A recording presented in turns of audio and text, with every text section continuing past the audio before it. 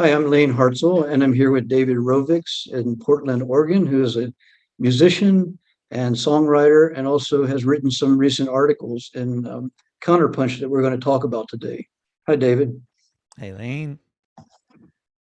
I wanted to look at some of the writings that you've done related particularly to the current conflicts in the U.S.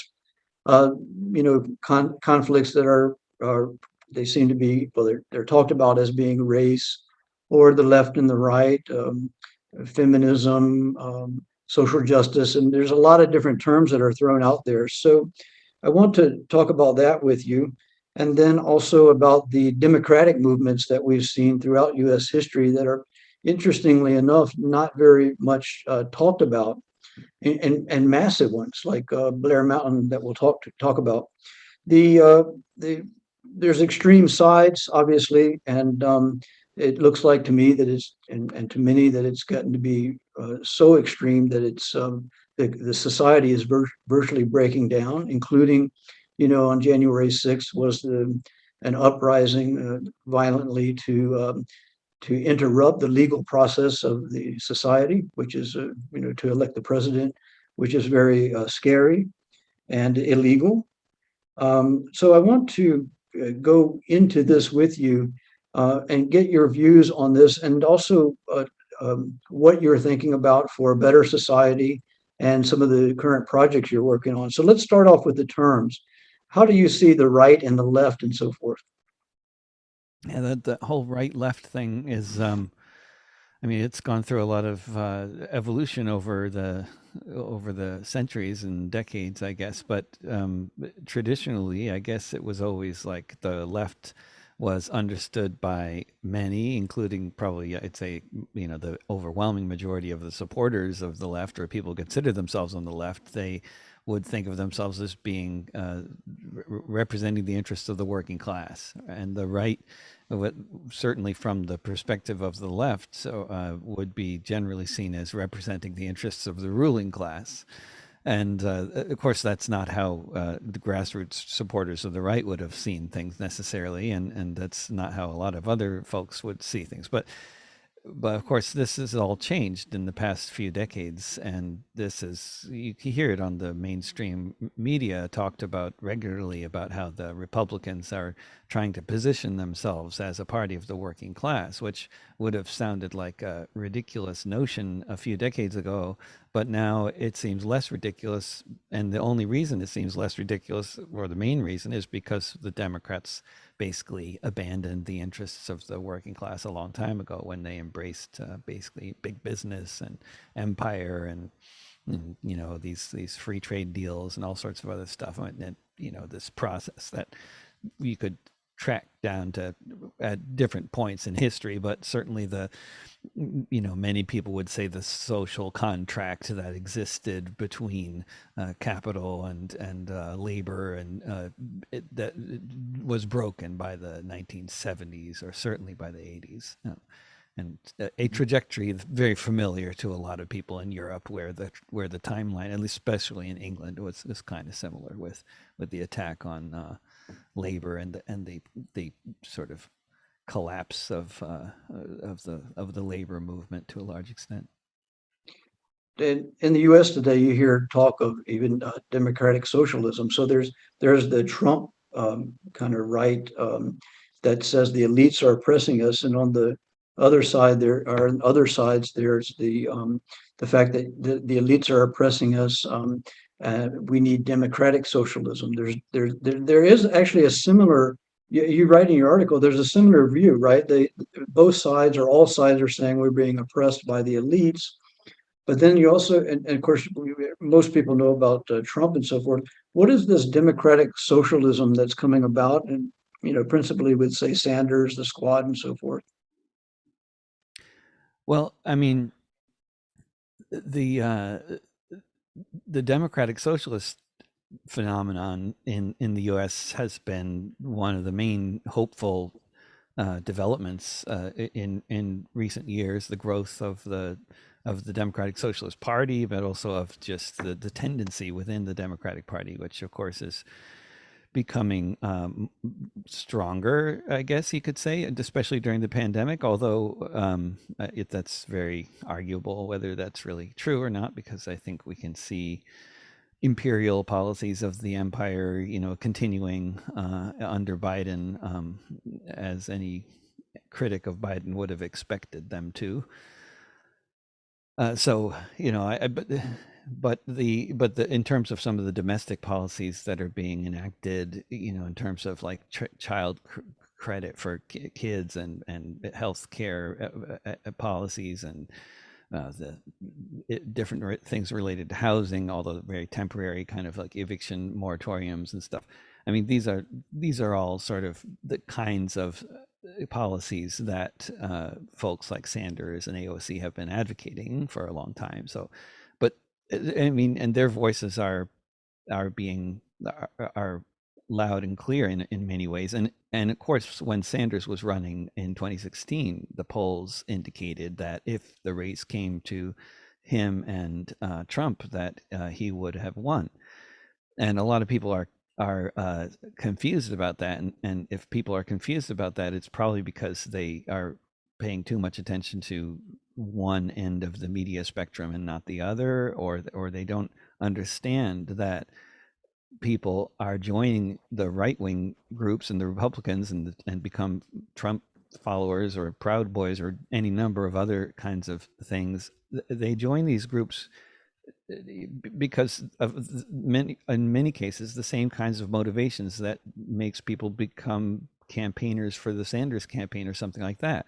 I mean, they are looking for change, and they're hearing candidates like Trump or Sanders or others talking about the working class, which is not normally something the Republicans are known for doing, but Trump did it every day when he was running for office, which is why which was one of the reasons why he gained a significant working class following, because he was actually talking about changing the trajectory in terms of like deindustrialization and stuff like that, good jobs. Now, he didn't talk much about unions, but he talked about the jobs coming back and that sort of thing. Biden talks about unions, but doesn't make it very clear like what his program is for how.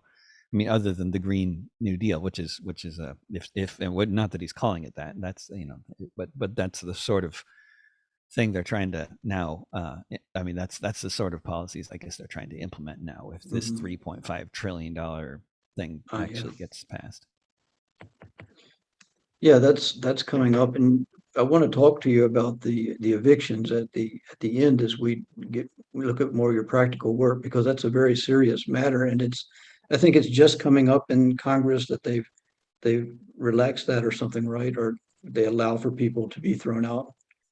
Well, the CDC had an eviction moratorium that the Supreme Court ultimately annulled, and Congress has failed to pass any new real legislation that would do anything about the situation, aside from rental assistance, which is failing to get to the renters or to the landlords. In half the cases, they don't even know it exists, and in the other half of the cases, it's just not getting where it needs to go. It's like 10% of it or something has actually gotten it to where it's supposed to go.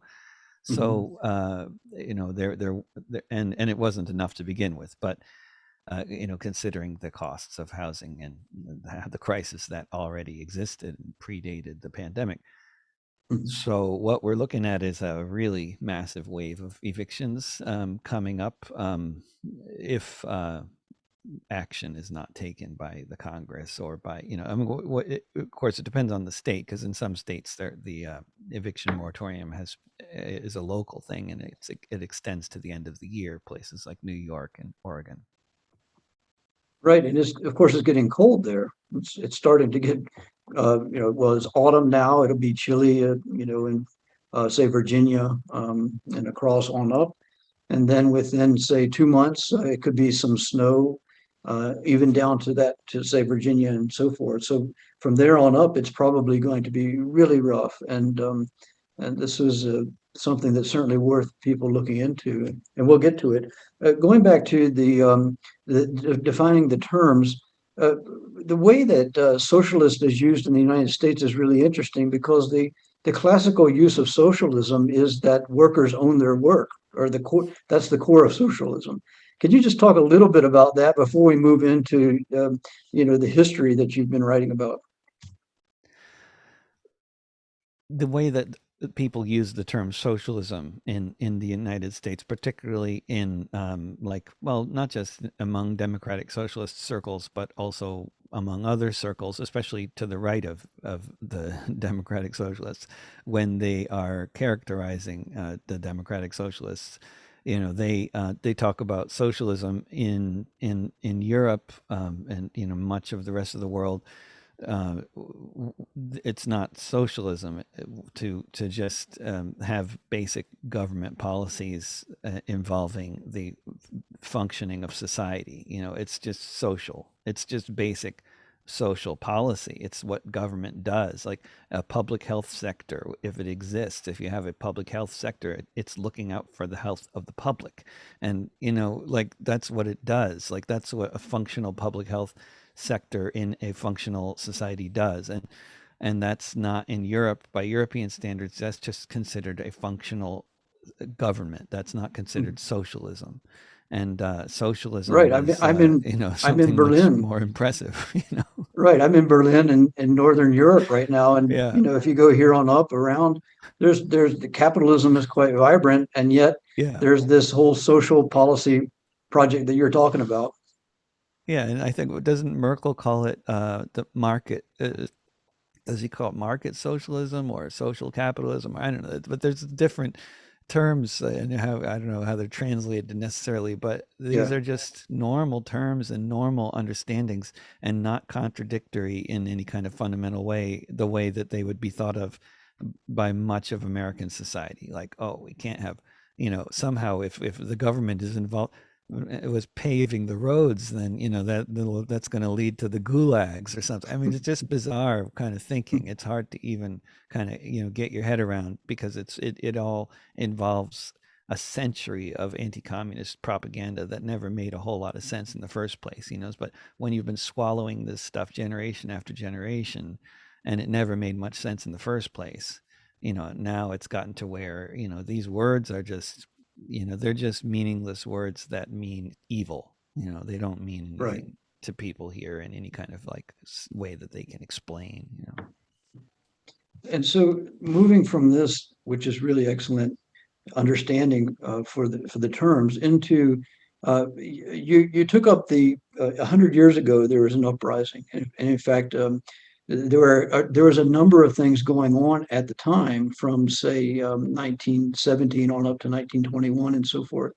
I want to get into this because this aspect of history is really important, and yet it's not.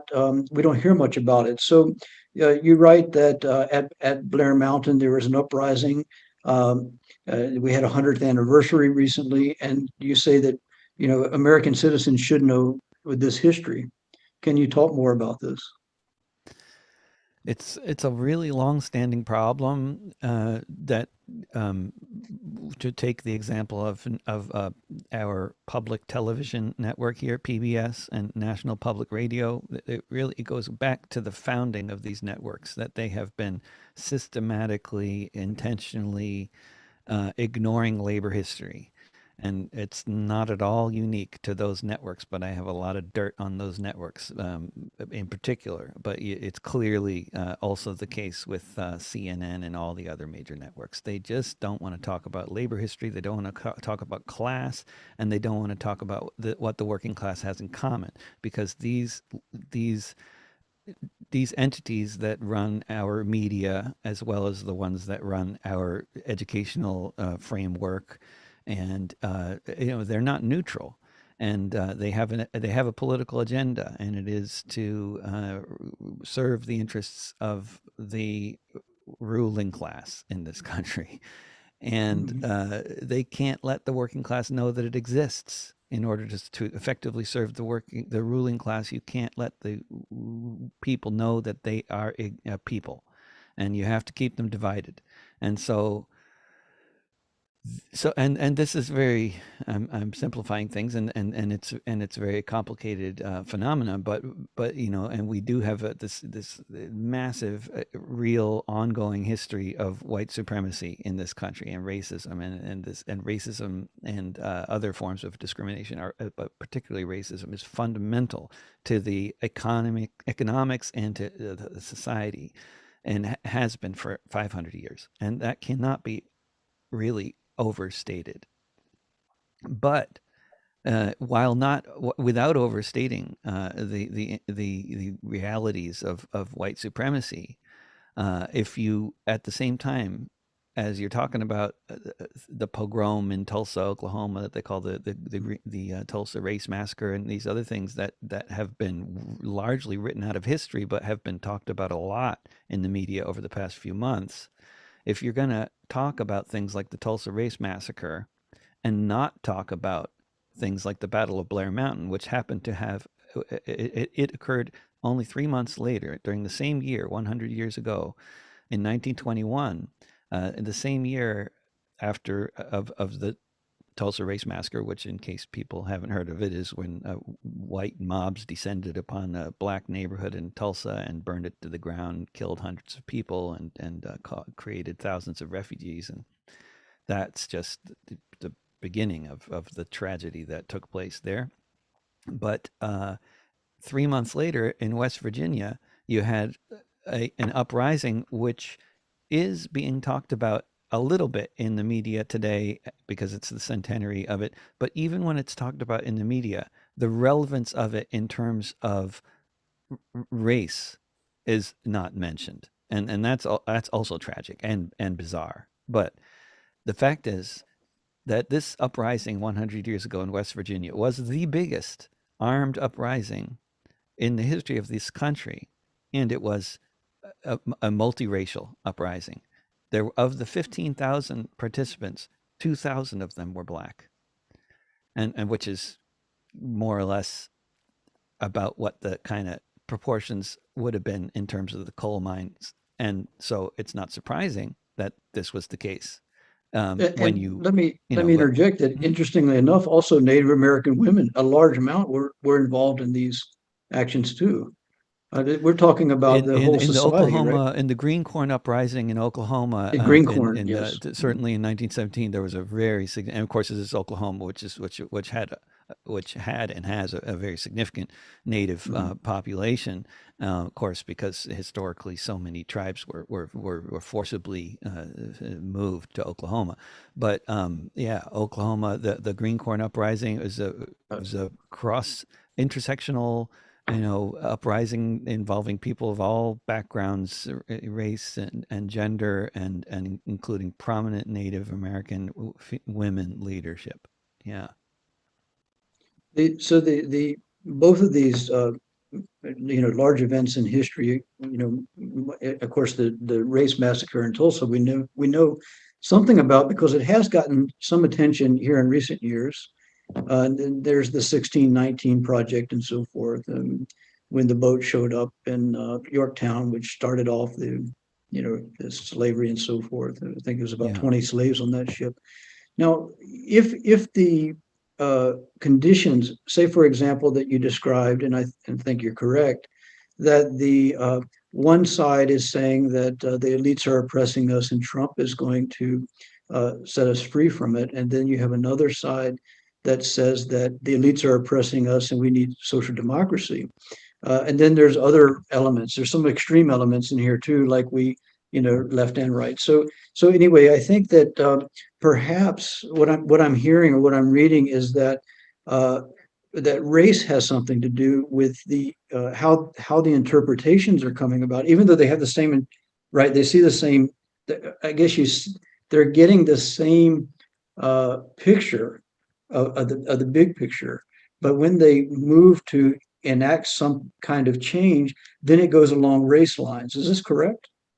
I mean, I would say that it's so much of it comes down to you see that there's a lot of inequality in around you, and you see that there's these elites that are getting richer and ruling everything, and everything is getting more expensive, and you see this reality happening around you, whoever you are in this society, if you're from the working class. And then but then you might draw very different conclusions about why all this is happening. And I think that's the main difference between the right and the left, actually, when it comes down to it in this country, regardless of the propaganda of both the right and left in terms of who the other is. I think that is really what it comes down to: is you have a different explanation, and for what who's oppressing you, and for the left. I mean, what we call the left today, I don't know exactly what their explanation is, and I'm not sure I'm a part of that left necessarily. But the class oriented left, of which I am a part, uh, understands that those who are oppressing us are the ruling class, which is the extremely wealthy people who are basically conspiring to maintain their extreme wealth and maintain the extreme inequality. And they do this through corrupt mechanisms within the legal framework of our democratic system. And and through other extra legal means of all kinds. But but the right wing, when they look at that elite, they may or may not see, or they may see, the same corporate, power and political influence, but behind it, rather than seeing basically plutocrats of all kinds, they see particular kinds of plutocrats, specifically Jewish plutocrats, Mhm. and they see that race is used as a tool to keep them oppressed in their view, and the people doing that oppressing in their view somehow or other are black and brown people. I don't know how they make all how they do all the mental gymnastics to come up with this kind of formula that their enemies are Jews and blacks. It's very Are complex and Mexicans. bizarre. I mean, especially, I mean, it's all really bizarre, but at least you can find a fair number of Jewish capitalists if you want to vilify Jews. How they can come up with, that they're being oppressed by black people who are overwhelmingly, obviously, living in poverty in this society is hard to really get my head around. But this has been going on for a long time, the division of the races by the ruling class, and it's been very effective, divide and conquer. You have so many poor people from black and white backgrounds living in their own separate ghettos, and one neighborhood is a trailer park, and another it's crumbling apartment blocks, and Mhm. they're all paying the same rent because their rent is determined by their fixed incomes on disability, and they all get the same fixed income. The poor, I mean, and that's what they pay in the place, in the trailer parks and the housing projects in Milwaukee, because that's what the landlords can get away with, you know, and it's Mhm. been like that for a very long time. This underlying theme of your writings then would be that uh, the let me try to put it this way: if that connection were to be made based on a human level, that people actually were, and a lot of U.S. history is this coming together of people. That is U.S. history. And in fact, the Constitution, around the certain, the best principles of the Constitution, did create the United States with these particular, uh, what I would say, good elements, right? And productive elements. I mean, building the country and so forth. And I do want to mention the Chinese, of course, that were brought in. But yeah, I mean, this is an interesting history, and if this could be bridged, then maybe there more progress could be done. I mean, is this something that Yeah, you see? Is this absolutely. And then, even just mentioning the Constitution, it's so relevant to mention that the best part of the Constitution is the Bill of Rights. Most people would say, I would too. and the Bill of Rights got passed because of a rebellion.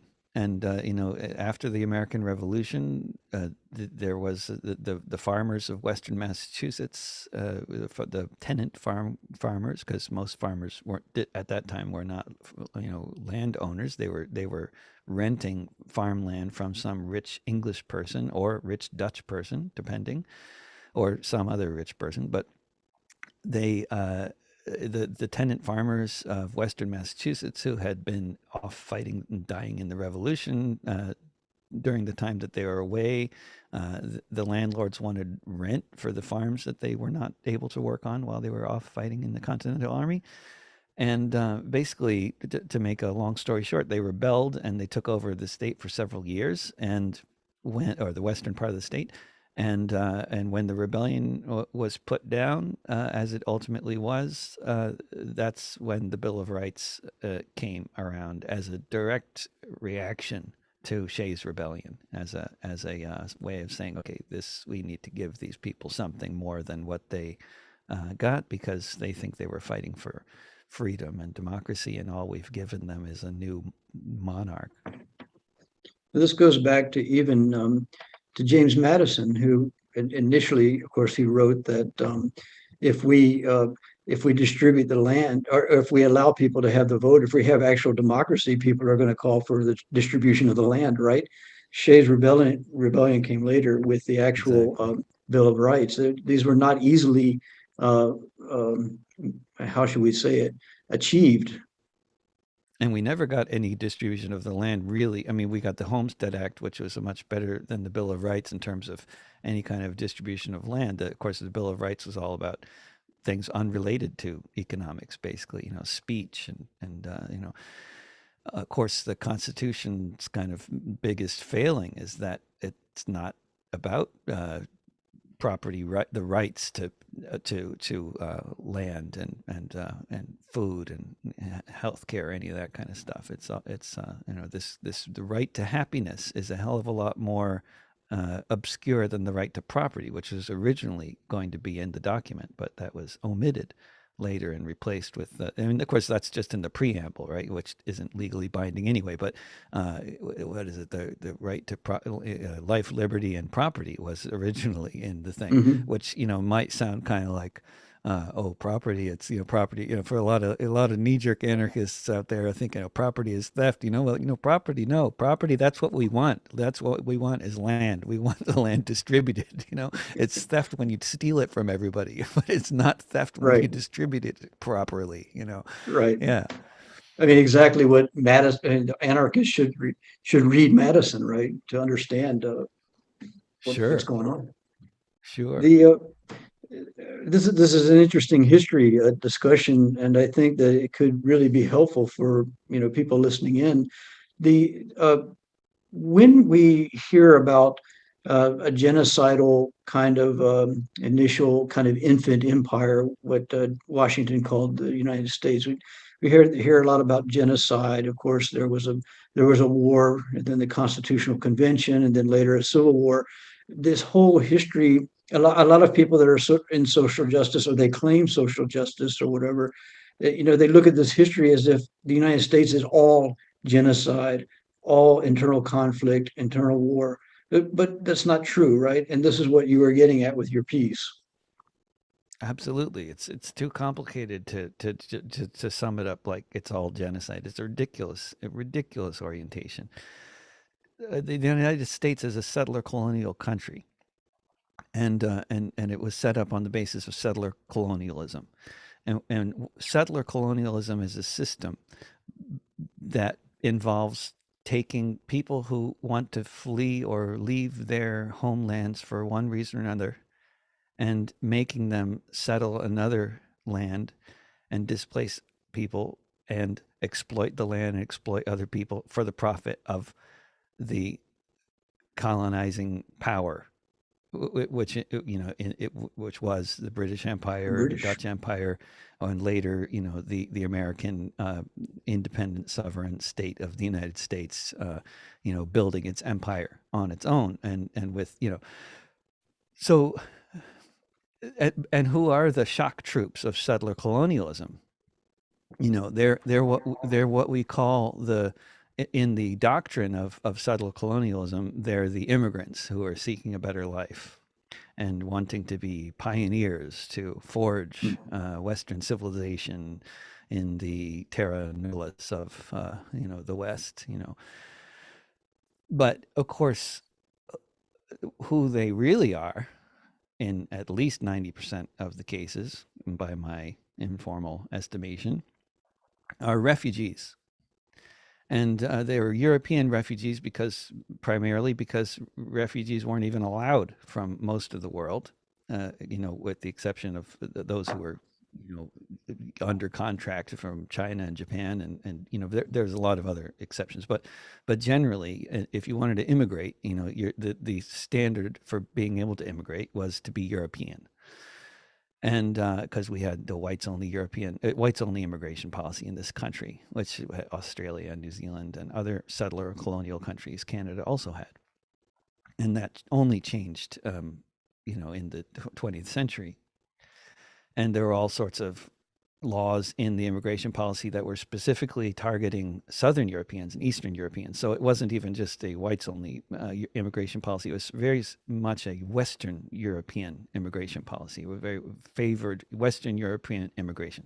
But even among those Western European immigrants, or the Central or Eastern immigrants from Europe who made up the settler population of this settler colonial country, even among them, they were mostly refugees. And if you trace your own family history, generally Mhm. most people will find that you're descended from refugees. And for a lot of reasons why we changed that narrative, a lot of different, the officially and unofficially, in all kinds of different ways. So of course that refugee narrative has been changed, and now we're all immigrants who came seeking a better life, and we didn't leave because we were fleeing war and pogroms and famine and monarchy and torture. But that's what we were doing, we refugees, we people descended from European refugees.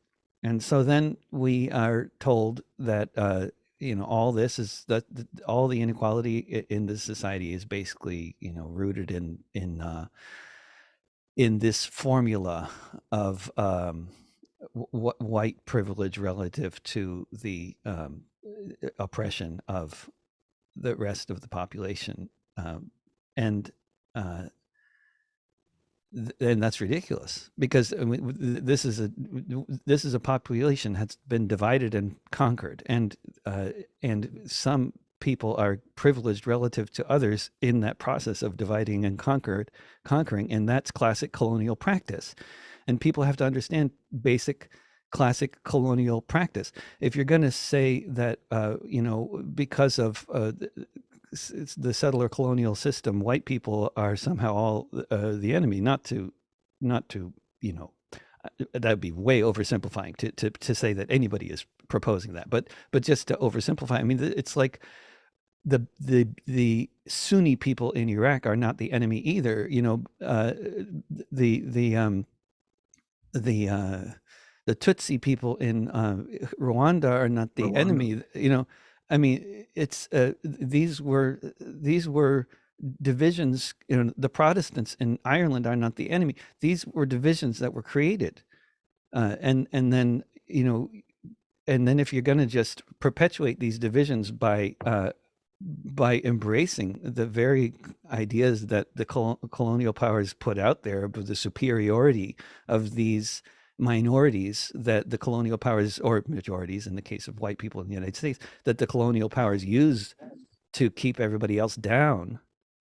Everybody has to understand that dynamic. and and Mhm. and if you just embrace the very misunderstanding of reality that the colonial powers are handing us about the superiority of one group over another, and in some way or another, you don't embrace the idea that this group is superior, but you embrace the idea that that the problems in society are all about these divisions that have been created for us.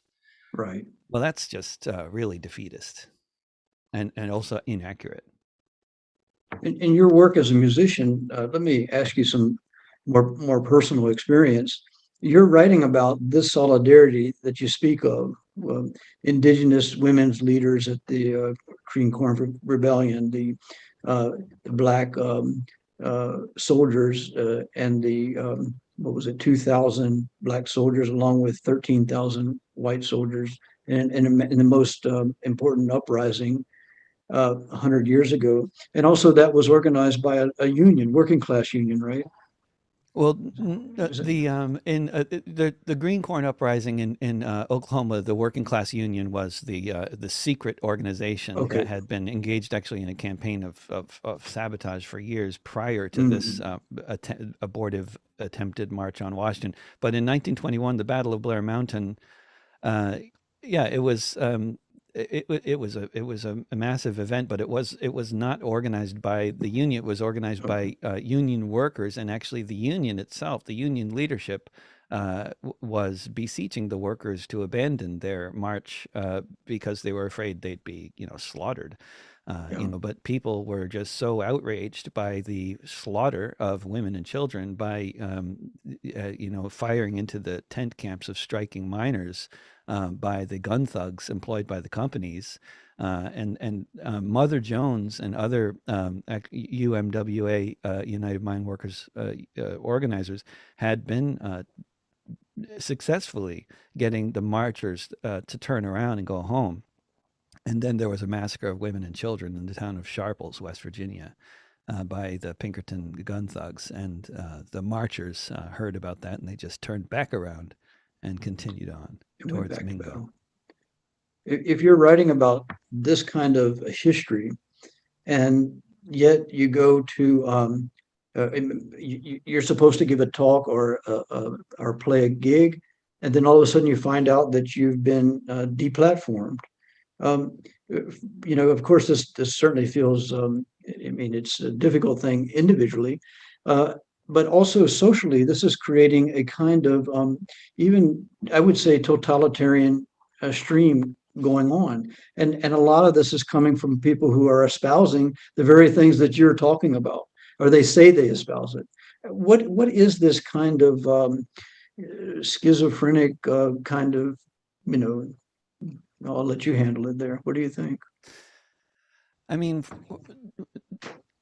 one thing I think that has to be understood about the whole deplatforming idea is that this is not new. And this did not just start with the sort of more fanatical elements of the movement that has been going on for the past couple of years. It also did not start with the battles in the streets of Portland and cities around North America, Europe, and elsewhere during the 80s around the whole sort of Nazi skinhead and opposition Mm, to the Nazi skinhead movement. I mean, this goes way back. Certainly in the 1930s, it was a big thing. Sort of platforming and the idea of fascists not having a platform to organize anywhere. And uh, you know, it's I don't want to try to summarize a complex history and say one thing was right or wrong. It's complex and it varies from place to place. And mm, but overall, generally, I'd say that the deplatforming idea has been more of a problem, has been more of a totalitarian tendency that is very problematic rather than anything positive. Basically, it's been bad, and it has been bad for a very long time. And it was bad. It was a bad idea in the 1930s, generally too. I don't think that you're gonna. I think that you only give people more power when you try to ban them and when you block them, and that's not just true for the state censoring people, which they are. Which I think the state generally is very careful about not needing to censor people because you don't get on the radio or TV unless you're already being promoted by a massive corporation in the first mm, place. Most of the time. So that effectively censors most people, without needing to actually censor people because censorship doesn't work. Censorship just makes people famous. unless you can do it really, really well, like, just make people disappear into the bowels of your prison and system, and they're never Well, heard from again. I it's mean, but it's you know, interesting what you're talking about here because Noam Chomsky was doing an interview with the BBC, and the young man said to Noam, he said, "Well, I say what I want, and I'm a journalist." And Noam said, "You wouldn't be sitting there if you didn't uh, already think that." Can you just make a just quick comment on this particular exchange? yeah, absolutely, right? I mean, the idea that a BBC journalist says what they want. I mean, yeah, what they wouldn't be working there if they didn't already see the BBC as some kind of a objective journalistic entity that they want to help improve by working for them, and they, or at least they wouldn't put forth a different opinion than that. Otherwise, they wouldn't be working for the BBC very long. I mean, so the position is ridiculous. I mean, if you had the opinion of the BBC that a lot of people have who work for, I don't know, press TV in Iran, you know, they wouldn't be employing you at the BBC for very long. I'm pretty sure you'd end up washing the toilets pretty quick, rather than doing anything with a microphone. So this process of censorship you're talking about is a selection process. They're already selecting people that already have a particular ideology. But when the young person gets there, they think, "Oh, I have a great job. I get to say what I want." Yeah, and that is a very it's very interesting, the whole selection process, that like that, how that happens, because it is it's not like so simple, like, you have to think this way and then we'll give you a job. Right, It's more complex, but right.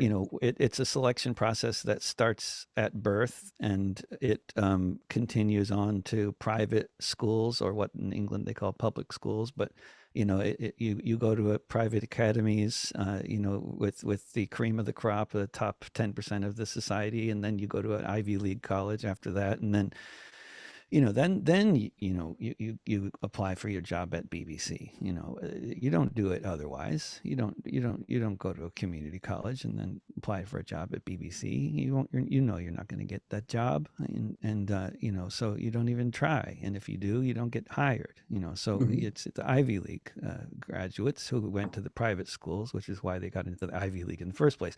So in order to go to all those schools in the first place, they already had to have grown up in one of the richest parts of the country, like they already grew up in a county like the one I grew up in Fairfield County, Connecticut, or Westchester County, New York. They already have a totally skewed perspective on reality based on privilege and growing up with privilege and then living a relatively privileged life up until the time they get their job at BBC. And that might be the first time they have to deal with like, I don't know. I mean, depending on the person, I mean that might be the least privileged situation they get into, and by the time they get the job at BBC and realize it doesn't pay all that well compared to how expensive it is to live in London. Right, But these days. yeah. The the um, the society that you uh, would like to see. You wrote a song about this. I call it a Star Trek society, or some kind of advanced technical eco society. What would you like to see? I mean, I'm really flexible, ecumenical, open about, that I'd just like to see a society where the air continues to be breathable, and, where the food grows and the water can be drunk. And, I mean, we're at such a crossroads here, with existential crossroads, that I'd be just happy with, if the solution is going to be high tech or primitivist or anywhere in between. I'm up for it, as long as we can survive. And I would love to see a future where you don't have, half the human race, suffering with war and poverty and disease, and I mean, it'd be, what is it, 40% of people in this country don't know what they would, basically an emergency involving more than a few $100s is something they are not in any position to deal with. Yes, One yes. in four children goes to bed hungry in this country. I'd like to see a Mm. society where those things are not the norm. Mm, But how that happens, I mean, it could be achieved in lots of different ways. And I'm not a ideologue, and I don't think that there's only one way forward in terms of achieving some kind of egalitarian society. And actually, I get in a lot of arguments or discussions with a lot of people about this because I think partly it's really helpful to travel, and a lot of people don't travel because they can't afford to or whatever. But it's really helpful to travel, and if you have, at least for me, I would say if you've spent a lot of time in Scandinavia and you've spent a lot of time in the U.S., and I've spent a lot of time in a lot of other countries, but just contrasting those places with each other, you don't need to. You can see easily in places like Denmark, or even in lots of other countries in Europe that aren't as well run as Denmark, that you don't need to have like some kind of radical socialist solution or anarchist, or I mean, you can just there. It would be such a massive improvement on things as they are here, if we could just have really basic European standards of governance. Like if we had, any kind of like democratic system where there were really actually more than two parties, that didn't both think we should spend half of our taxes on the military. We don't really have a democracy here. It's our main problem. And if we could have some kind of a democracy, like they have in Europe, then things would have naturally improved dramatically, because you can only have such a dysfunctional society without democracy. I mean, mhm. the level of dysfunctionality here is only possible without democracy. I mean, because there is no democracy in the world anywhere where you would find a population interested in voting for a party that wants to spend half of your taxes on the military. There's none anywhere. The only time that you can have a democracy where anyone will vote for a party that wants to spend half of your taxes on the military is when both major parties want to spend half your taxes on the military. That's the only time that it happens anywhere. There's no examples anywhere in the world, now or historically, of a majority of a population voting for a party that wants to spend half your money on the military when there is a viable alternative in a multi-party system. It's never happened. It only happens here.